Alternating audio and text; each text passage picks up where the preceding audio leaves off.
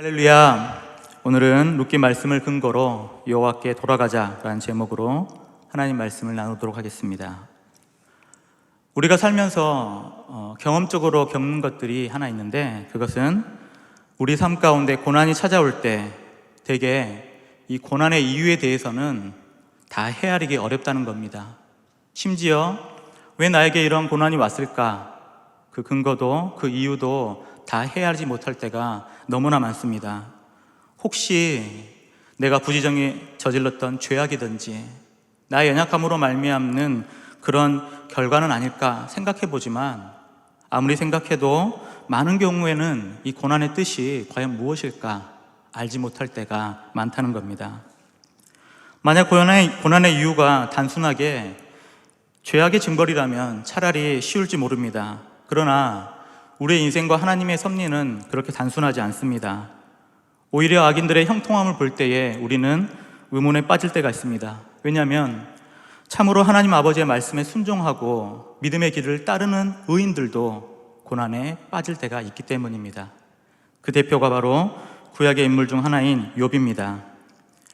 욥기 1장 1절을 보게 되면 욥은 온전하고 정직하여 하나님을 경외하며 악에서 떠난 자라고 말합니다. 당연히 여호와께서 주시는 많은 은혜의 복을 누리면서 그의 삶은 평강으로 이르는 것이 당연한 순리인 것처럼 보이지만, 한순간에 그의 모든 자녀와 그의 모든 재산은 다 날아가 버렸습니다.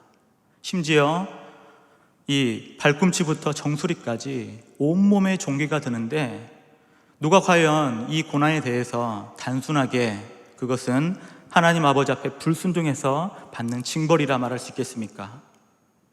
참으로 의인의 고난, 아니 심지어는 불순종 가운데 있는 그런 자라도 고난 가운데 빠졌을 때는 참으로 그 마음이 어렵고 그 모든 고난을 헤아리기 어렵다는 것이 바로 우리가 직면한 삶 가운데 고난의 그런 의미가 담고 있습니다.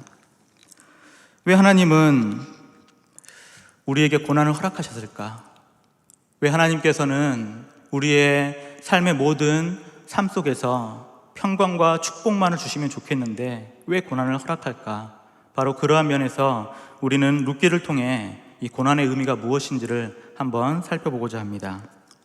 먼저 1절과 2절을 보게 되면, 사사들이 치리하던 때에 그 땅에 흉년이 드니라. 유다 베들레헴의 한 사람이 그의 아내와 두 아들을 데리고 모압 지방에 가서 거류하였는데, 그 사람의 이름은 엘리멜렉이요 그의 아내의 이름은 나오미요 그의 두 아들의 이름은 말론과 기론이니 유다 베들레헴 에브라 사람들이더라. 그들이 모압 지방에 들어가서 거기 살더니 라고 말씀합니다. 1절과 2절을 보게 되면 그 당시 상황이 어떠했는지를 조금 살펴볼 수 있는데, 먼저는 그 당시는 사다 시대였고 그 지역은 유다 베들레헴이었습니다. 이 베들레헴이란 뜻이 뭐냐면 쉽게 말해서 그 떡집, 빵집이라 불리는 양식이 있는 곳이라는 뜻을 갖고 있습니다. 그런데 참 아이러니한 것은 양식이 있는 그곳에 흉년이 들어서 오늘 본문에 나오는 그 한 가정, 엘리멜렉 가정이 과연 계속 여기서 살 것인가 아니면 이주할 것인가 고민에 빠졌다는 겁니다. 1절에 보면 사사들이 치리하던 그때라고 나오는데, 이 사사들이 치리하던 그때는 어떠한 때냐면 참으로 이스라엘의 영적인 어둠이 가득한 시대였습니다. 그러니까 이 베들레헴이라 하는 정말로 겉으로 봐서는 양식이 풍성하게 열매 맺고 언제나 기쁨과 소망이 넘쳐야 할 그곳에 원치 않는 그런 기근이 다가왔는데, 그 기근의 그런 원인들 중 하나는 바로 그 땅에 하나님 말씀에 대한 불순종과 그 시대의 어두움을 나타내고 있다는 겁니다. 그래서 과연 이 가운데 엘리멜렉은 두 가지 중에 하나를 결정해야 했습니다. 첫 번째는 뭐냐면 바로 어두운 영적인 그 어두운 시대 가운데 있지만 그래도 죄를 슬퍼하고 하나님께 회개하며 이 땅 가운데 하나님의 도우심을 구하고 이 땅 가운데 머무를 것을, 또 반면에 또 한 가지는 바로 그 기근을 피한 어떠한 대책을 마련하는 것이었는데, 안타깝게도 엘리멜렉의 선택은 2절에 보니까 그는 가족들을 데리고 모압 지방으로 가는 선택을 한다는 이겁니다. 엘리멜렉의 선택을 볼 때 우리는 한 가지 주목할 것이 있는데, 우리의 삶도 마치 이 엘리멜렉과 같은 그러한 선택의 순간들이 찾아오곤 하는데, 이 선택은 미래를 결정짓는 중요한 선택의 기로에 설 때가 있다 이거예요. 그 땅에서 단순한 그 이주를 한다는 것은 우리가 생각하는 내가 서울에 살고 광주에 사는 그런 정도의 뜻이 아니라, 엘리멜렉이 자신의 고향 베들레헴을 떠난다는 것은 약속의 땅을 버리고 하나님을 등지고 자신의 힘과 능력과 또한 세상적인 만족과 안위를 찾기 위해 떠나는 발걸음이기에 그의 발걸음은 조금 다른 의미가 있는 겁니다. 우리 삶 가운데도 마찬가지로 그러한 순간들이 다가옵니다. 내가 믿음으로 순종할지, 아니면 내가 하나님 보시기에는 필경 그것이 불순종의 길이지만 우리의 행복의 요소를 따르기 위해서 그 길을 선택할 때가 있다는 겁니다. 심지어 많은 경우에는 은연중에 모든 인생에 결정되는 가장 그 중요한 그 대목의 순간에는 믿음보다는 세상의 지혜와 세상이 주는 안일함을 택할 때가 우리 믿는 백성들 안에서도 너무나 많다는 겁니다. 여러분은 여러분의 인생의 그 기로의 순간, 여러분의 인생의 앞길에 가장 중요한 순간이 되는 그 대목에서 어떠한 선택을 하셨는지 한번 돌아보시길 바랍니다. 참으로 우리가 매번 믿음으로 순종하고 주의 길을 따르는가? 아니면 우리도 여전히 세상의 가치관과 그 기준을 따라서 은연중에 불순종의 길을 선택하고 있지 않은지, 분명히 마음속의 양심은 그것이 하나님의 온전한 뜻이 아님에도 불구하고 불순종의 길을 걸어갈 때가 많다. 오늘 이 엘리멜렉은 바로 그러한 면에서 하나님의 비추신 그 믿음의 길, 신앙의 길이 아니라 자신의 인생의 행복과 안위를 위한 바로 불순종의 길을 택함을 우리는 바라봅니다. 그렇게 이 이야기가 시작되는데, 이 이야기는 이제 엘리멜렉에서 나오미로 이제 시선이 바뀌어요. 그러면서 이 본문에 나오미에 대한 이제 여러 가지 이야기들이 나오는데, 크게는 나오미의 세 가지의 큰 비극이 나타납니다. 첫째는 바로 그 유대 땅 베들레헴, 자신의 고향에 기근이 일었다는 것. 두 번째, 그 기근을 피해서 모압으로 왔는데 모압 땅에 남편을 잃었던 것. 그리고 가장 비참한 것은 세 번째 비극인데, 그 모압 땅에서 자신에게 유일한 소망이었던 두 아들마저 바로 다 잃게 되어버리는 그러한 비극 가운데 있는 나오미를 볼 수 있습니다. 3절에 보게 되면 나오미의 남편 엘리멜렉이 죽고 나오미와 그의 두 아들이 남았으며 나옵니다. 분명히 무엇인가 기대를 하고 떠난 그 발걸음이었습니다. 베들레헴에서 떠나 그 기근으로서 벗어나 이젠 좀 풍요롭고 안정된 삶을 살기 위해서 겨우 모압으로 이주했더니 그곳에서 얼마 되지 않아 남편이 죽었습니다. 심지어 남편이 죽고 난 이후로 얼마나 많은 고난과 역경들이 그 속에 함께 했는지 한번 우리 상상을 해볼 수 있습니다. 왜냐하면 고대 근동의 여성들은 그 여성의 삶의 안위는 남편이나 자녀를 통해서만 그 모든 생활들을 보장받을 수 있습니다. 그런데 가장 중심이 되었던 가장인 남편을 잃었을 때 누구보다 나오미는 슬픔과 비탄에 빠졌을 겁니다. 그러나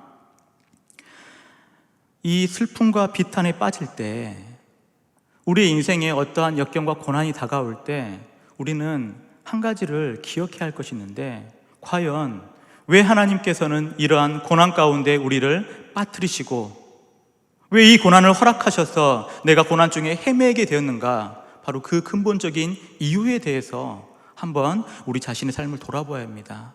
왜냐하면 고난은 다 헤아릴 수 없지만 그 고난 가운데 분명한 것은 하나님의 뜻이 거기 있기 때문입니다.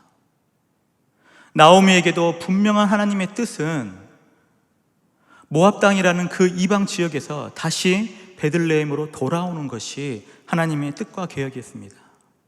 그러나 그 하나님과 뜻과 계획을 살피기보다는 나오미의 반응을 보자면 4절을 볼 텐데, 그들은 모압 여자 중에서 그들의 아내를 맞이하였는데 하나의 이름은 오르바요 하나의 이름은 루시더라. 그들이 거기에 거주한 지 10년쯤에 라고 나옵니다. 나오미의 발걸음은 순종의 발걸음, 즉 베들레헴을 다시 돌아가는 그 발걸음을 향할 때 그 은혜와 축복이 예비될 텐데, 나오미는 그 길을 선택하지 않습니다. 오히려 남편과 똑같이 다시 한번 불순종의 길을 가려고 준비하는데, 그 불순종의 가장 핵심은 바로 자신의 두 아들을 모압 여인 중에서 바로 아내를 각각 취했던 것, 이방 며느리를 맞이했던 것이 바로 나오미가 그 모압 땅에서 살 수 있는 유일한 소망이 된 것입니다. 왜냐하면 아까도 얘기했지만 고대 근동의 여성은 남편이나 자녀가 자신의 삶을 보장할 수 있습니다. 그렇기 때문에 남편은 잃었고 다시는 더 이상 재혼할 수 없는 늙은 몸이었기 때문에 유일한 소망은 뭐냐? 자식들이었고 모압 땅에 거주하여서 그 모압 땅에서 아내를 가지고 살아갈 유일한 방법은 그 땅에 정착하는 건데, 그 정착이 바로 결혼을 통한 정착이었습니다. 마치 보험과 같다 이거예요. 우리 인생에 얼마나 수많은 보험들이 있습니까? 다양한 보험들이 있죠. 자신의 재산을 보호하는, 질병에 관한 여러 건강에 관련된 보험, 심지어는 이 건물에 관한 보험도 있습니다. 또 어떤 연예인들을 보게 되면 자신의 신체에 관해서 아주 어마어마한 큰 보험들을 두기도 해요.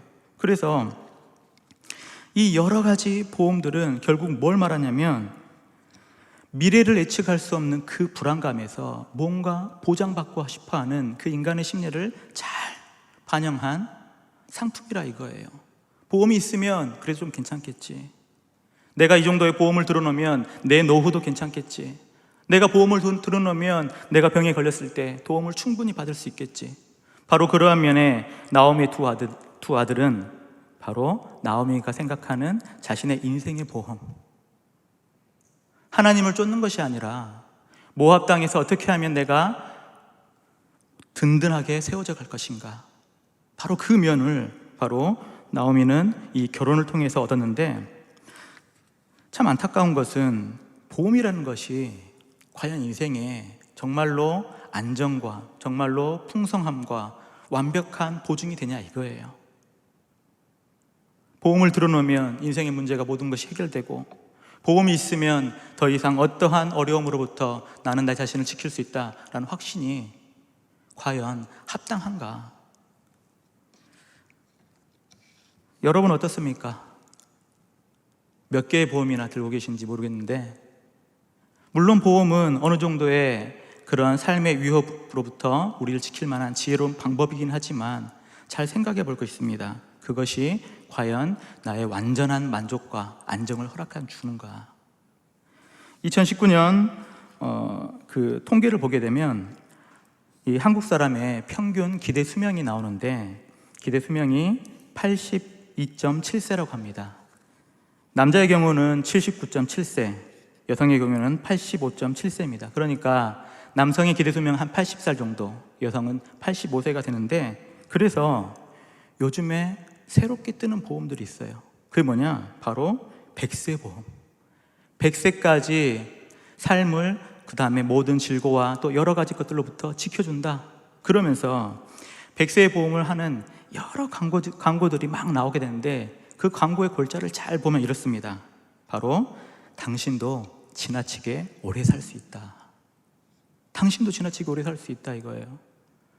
평균 수명이 올라가니까 끊임없이 우리의 삶 가운데는 뭐가 있냐? 그 다음 삶을, 내 노년의 삶을 앞으로 더 이어질, 혹시 100세까지 산다면 내 삶은 누가 지켜줄 것인가?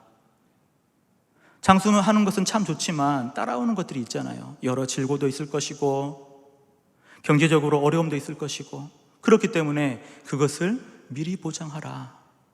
미리. 나오미는 그러한 면에서 두 아들들에게 자신의 인생의 보험을 건 것입니다.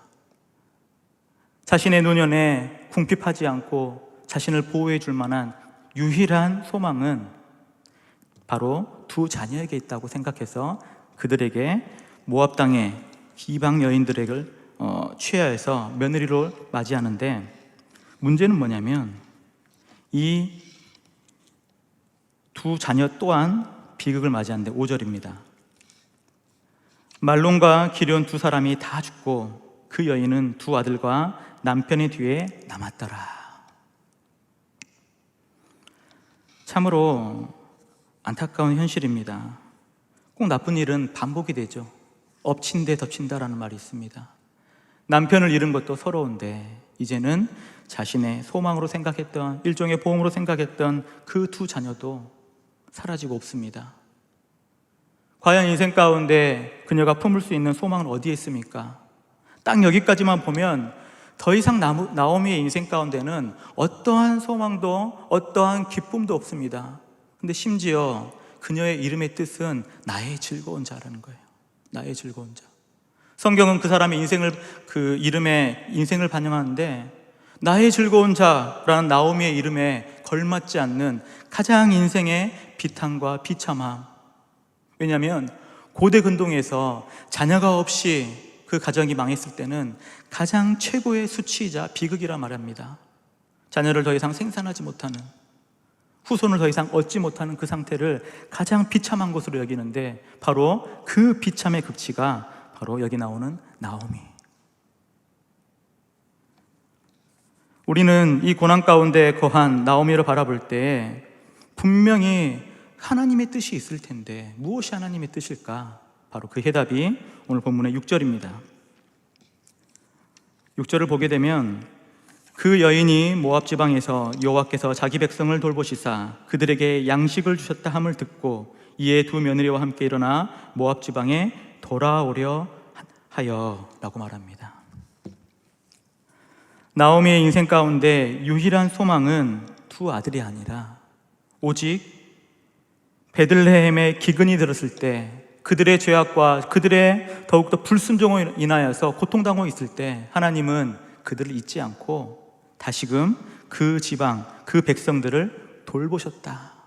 여기 돌보셨다는 이 동사는 그 안에 방문하다, 찾아오셨다라는 말도 같이 들어있는데, 이를테면 이거예요. 하나님이 찾아오셔서 그들을 돌봐주셨다.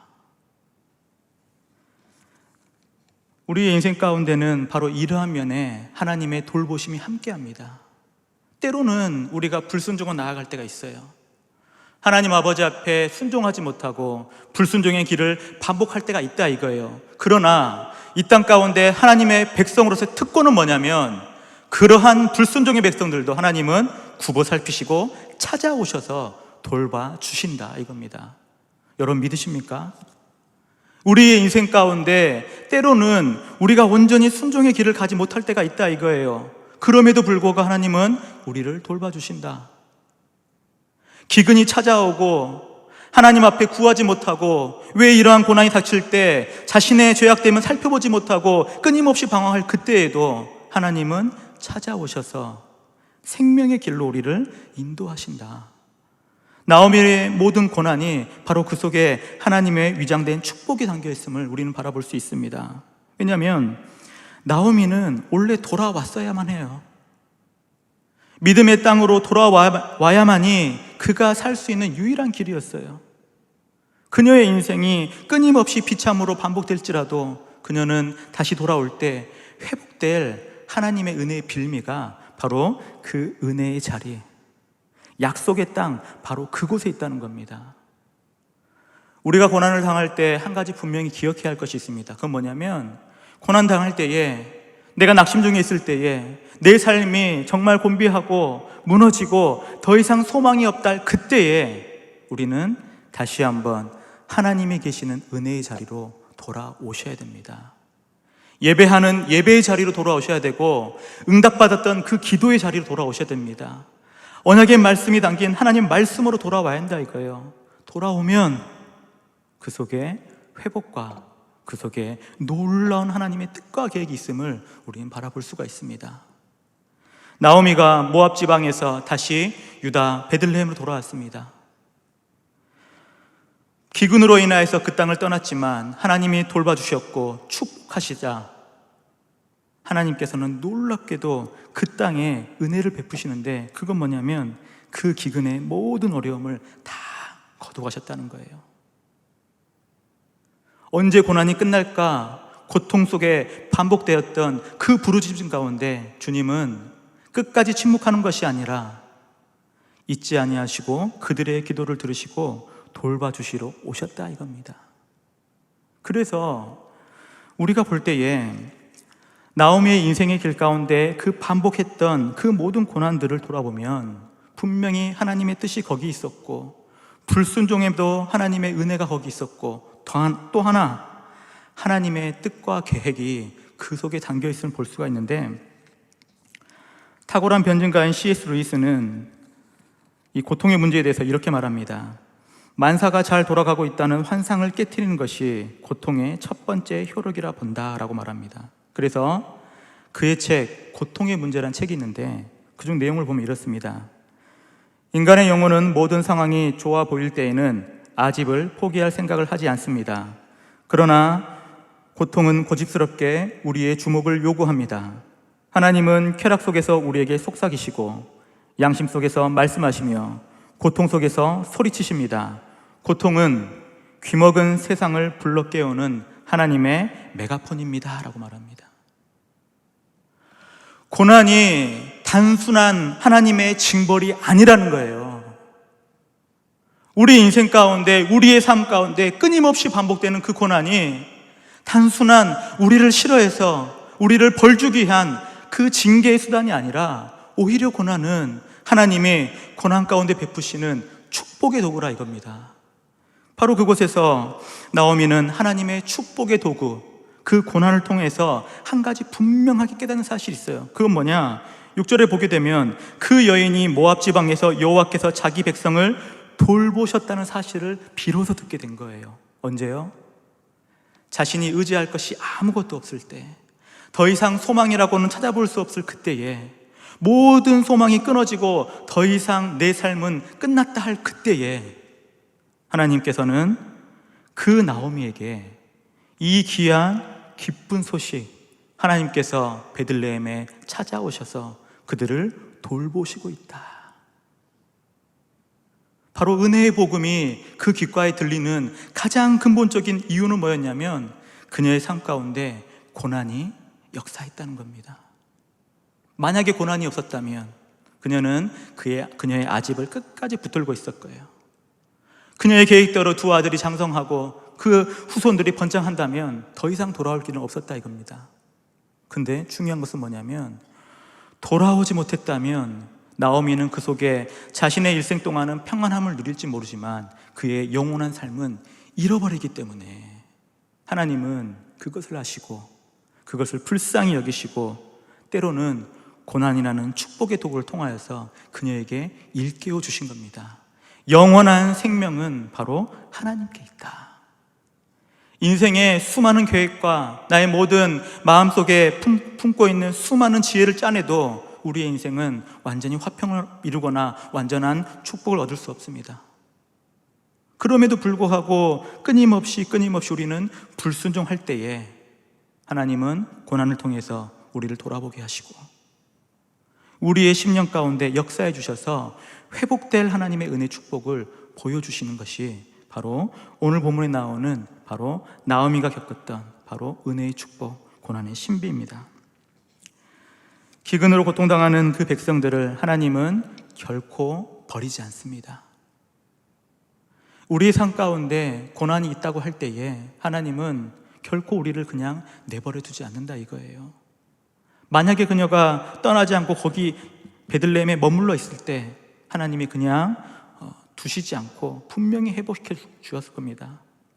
그럼에도 불구하고 떠났던 그녀에게 베푸셨던 은혜는 뭐냐면 참으로 놀랍게도 6절 이 후반부에 보게 되면 그들에게 양식을 주셨다 함을 듣고 이에 두 며느리와 함께 모압 지방에서 그녀가 돌아왔는데 단순히 기근을 해결할 뿐만 아니라 나중에 보게 되면 어떤 역사가 나타나냐, 바로 지금 돌아온 것이 유다 베들레헴인데 이 유다 베들레헴에는 놀라운 하나님의 구원의 계획이 담겨 있었습니다. 그건 뭐냐면 미가서 5장 2절입니다. 미가서 5장 2절을 보게 되면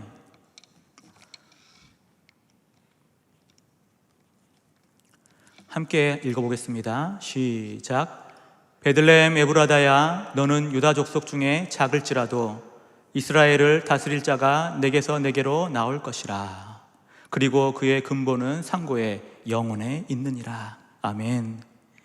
영원하신 하나님께서 인간의 몸을 입고 이 땅 가운데 오실 그 장소가 바로 베들레헴 에브라다, 바로 그곳입니다. 그리고 나오미는 그 베들레헴 에브라다에 오실 메시아의 계보의 조상이 된다 이거예요.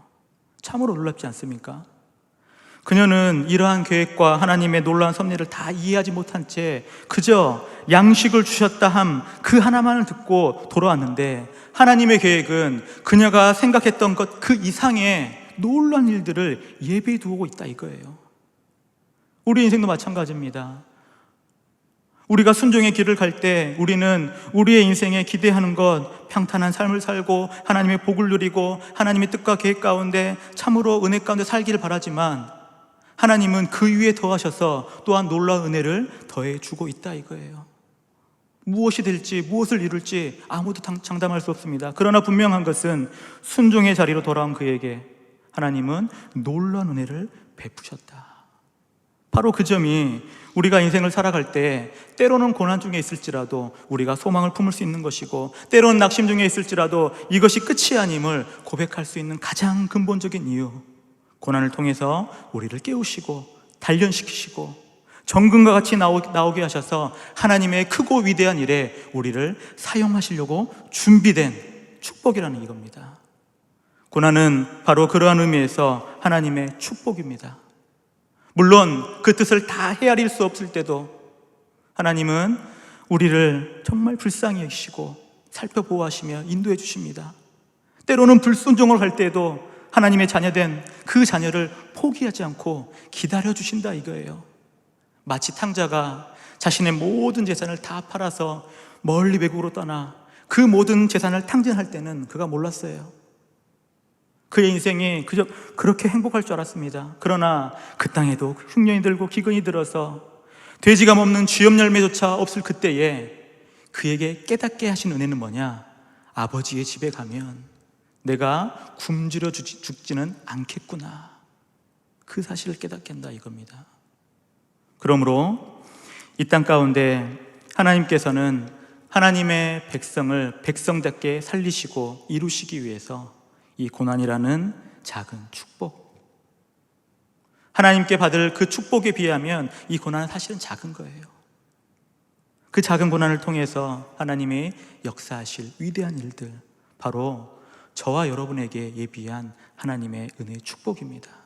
바로 이러한 것을 여러분 굳게 믿으시고 어떠한 삶의 고난과 역경 속에서도 그저 삶을 한탄하거나 하나님을 원망하는 그것이 아니라 이러한 삶 가운데도 베푸실 하나님의 그 은혜를 바라보면서 다시 한번 은혜의 자리로 돌아오는 귀한 믿음의 모든 백성들 되시기를 주님의 이름으로 축원합니다.